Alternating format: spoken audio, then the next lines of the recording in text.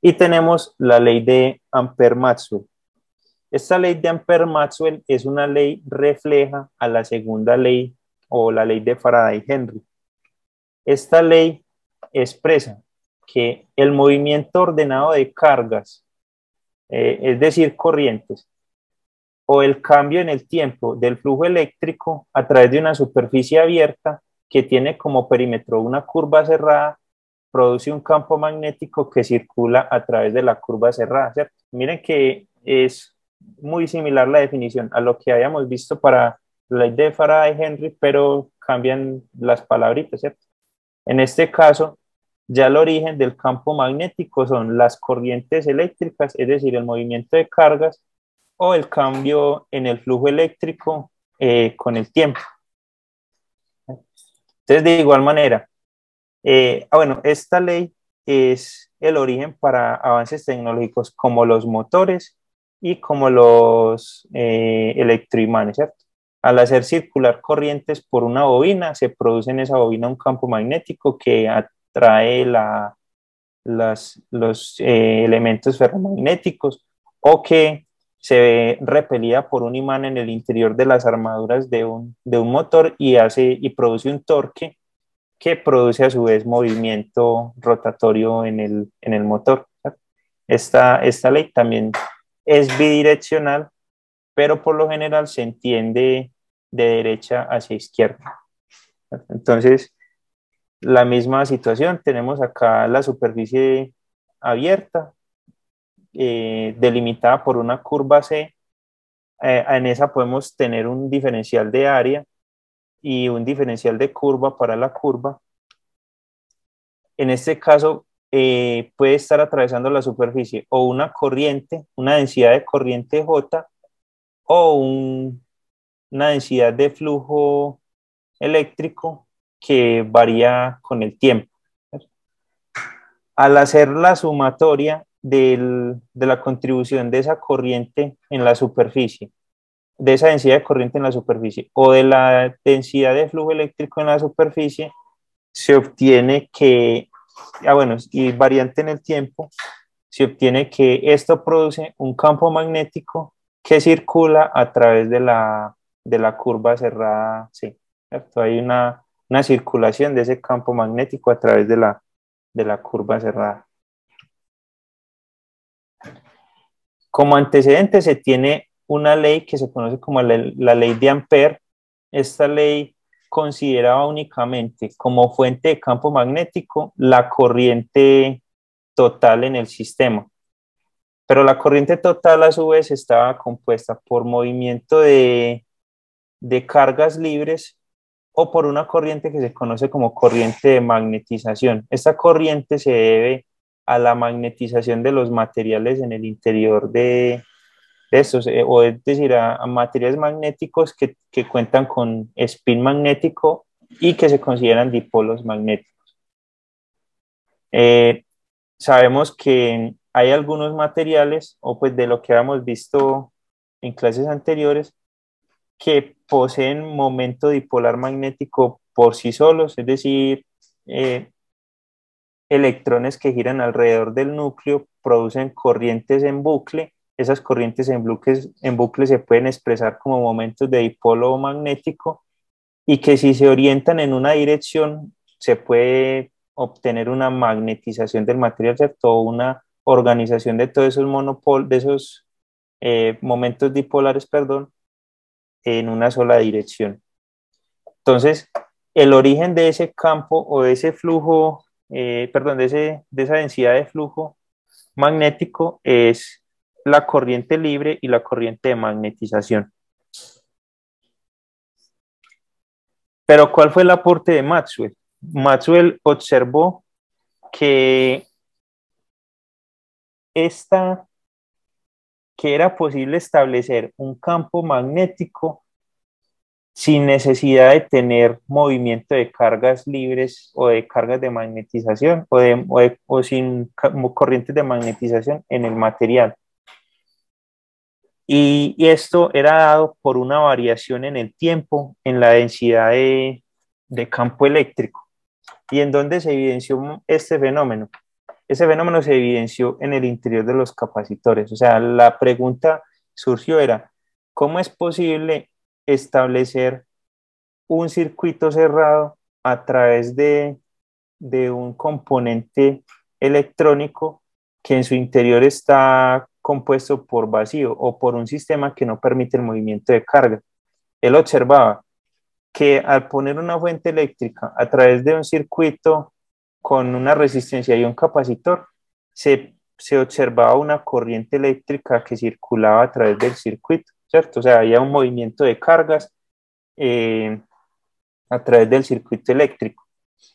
En esta, miremos esta superficie grande de acá, está cortando al conductor, ¿cierto? En el conductor, digamos que es posible tener un movimiento ordenado de cargas, un movimiento ordenado de electrones que se desplazan a través del conductor. Entonces, a través de la superficie abierta está circulando una carga eléctrica, es decir, que en esta región de acá aparece la J que explicaba el fenómeno de la ley de Ampère. Pero, ¿qué pasaba en el interior del capacitor? El capacitor era un dieléctrico, en el dieléctrico no es posible tener un movimiento de cargas libres o no por lo menos con la misma intensidad que se tiene en el conductor. Entonces él dijo, no, acá en el interior del capacitor tiene que estar apareciendo algo adicional que nos permita tener ese movimiento o que nos permita tener esa energía en el interior del circuito. Y eso fue lo que dio origen a, a tener como explicación este término en la ecuación, este que nos dice que en el interior de un capacitor se establece un campo eléctrico y que una de las propiedades de ese campo eléctrico es la densidad de flujo eléctrico que se establece en el interior de ese material dieléctrico. Y si hay una variación en el tiempo de ese flujo eléctrico, es posible obtener una energía que está complementando el circuito y producir un campo magnético. Eso es ese fue el gran aporte de Maxwell en esta ecuación. Además de eso, ese término permitió dar explicación al origen de las ondas electromagnéticas, ¿cierto? Las ondas electromagnéticas, como habíamos visto en las primeras clases, tienen la capacidad de moverse en el vacío inmaterial y es por el hecho de que tanto este cambio en la densidad de flujo eléctrico de la cuarta ecuación como la densidad de flujo magnético en la segunda son autosustentables y por tanto no necesitan movimiento de cargas libres en el interior del sistema para establecer una onda electromagnética.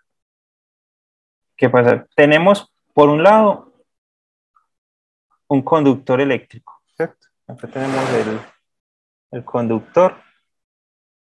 Por ese conductor se están moviendo cargas eléctricas ordenadas, ¿cierto? Aquí hay una corriente.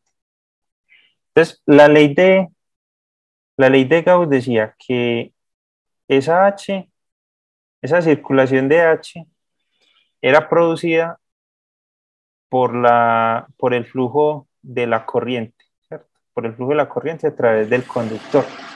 Entonces, acá digamos que tengo la superficie, acá tengo la curva cerrada y acá tengo el área, ¿cierto? Digamos que la superficie por la cual está, bueno, no la voy a pintar así, la voy a pintar más bien aquí así. Entonces miren que esa superficie está cortando este conductor. Entonces, ¿qué pasa? Cuando esas cargas están atravesando acá la superficie, lo que se observaba pues desde los fenómenos y los experimentos era que al establecerse esa corriente a través del conductor, alrededor del conductor aparecía un campo magnético, ¿cierto? Aparecía un B, ¿cierto? Y era lo que se observó, por ejemplo, en el experimento de Ørsted, en el cual él tenía un recipiente con dos electrolitos, un electrolito, perdón, y acá dos metales de potencial eléctrico diferente. Él conectó a través de esto un cable, ¿cierto? Tenía un cable acá por el cual circulaba una corriente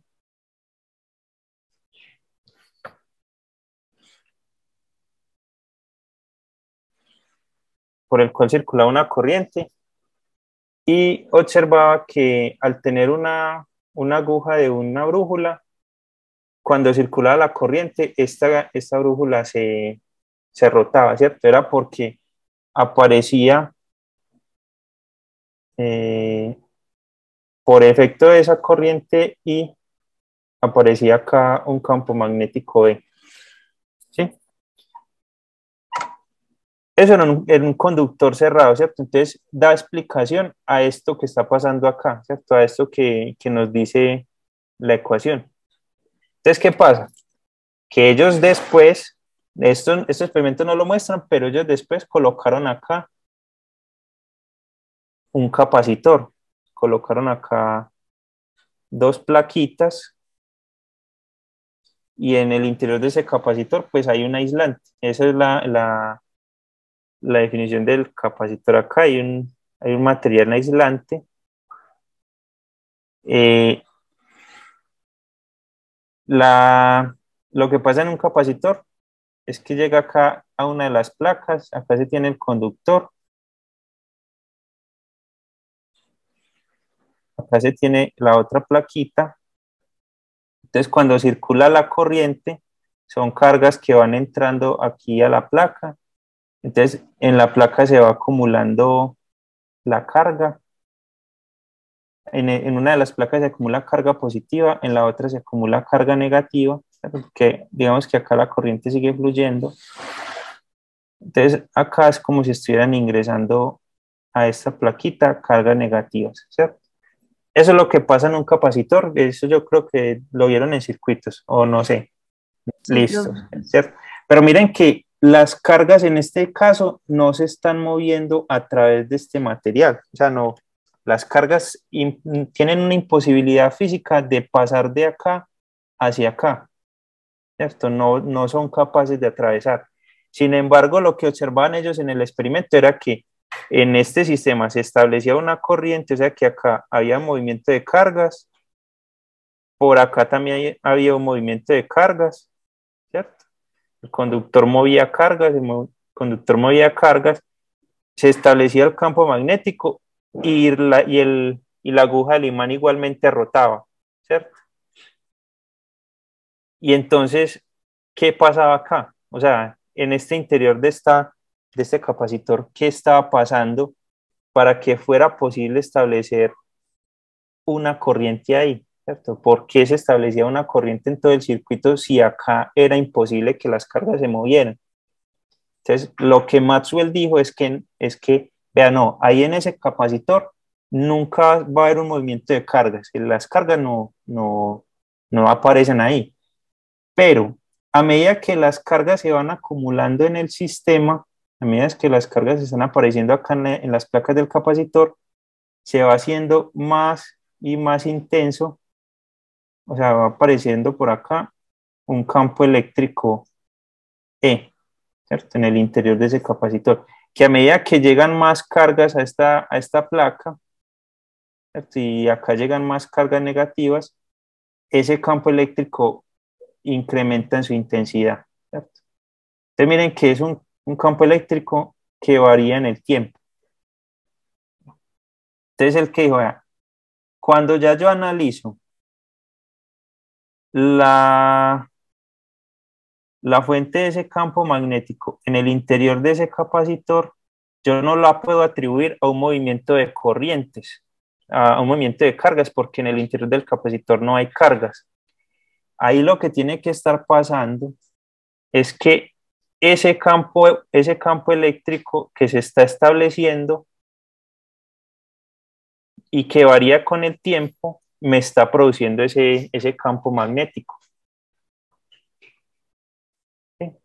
Entonces, al acumularse la carga en el capacitor, empiezan a aparecer más y más líneas de campo eléctrico, es decir, un campo eléctrico que varía en el tiempo, y ese campo eléctrico produce ese campo magnético en el circuito, ¿cierto? Entonces aquí, en todo el sistema se ve ese producto de ese campo magnético que tiene como origen esa corriente de conducción que aparece en los conductores, que tiene como origen también esa variación en el campo eléctrico, o que puede tener como origen las dos, ¿cierto? Entonces, ¿qué pasa?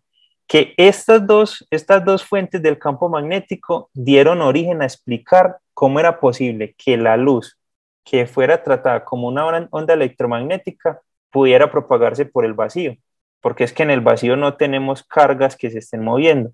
Entonces, la única manera de que se pueda estar produciendo un campo magnético es por variaciones en un campo eléctrico que se establece en el vacío. Y ese campo eléctrico a su vez, ¿cierto? Ese campo eléctrico a su vez es originado por las variaciones en el tiempo de un campo magnético, ¿cierto?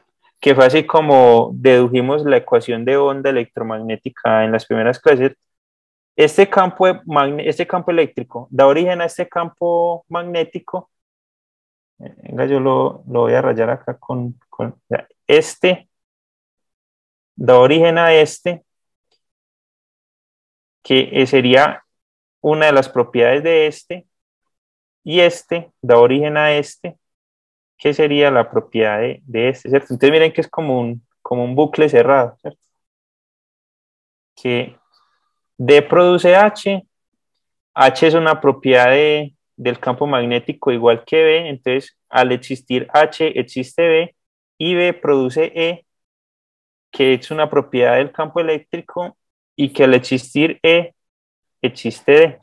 Entonces, por eso el campo electromagnético es autosustentable en el vacío, por por haber aparecido este término en las ecuaciones. Si ese término no estuviera en las ecuaciones, nosotros no podríamos ver. ¿Listo?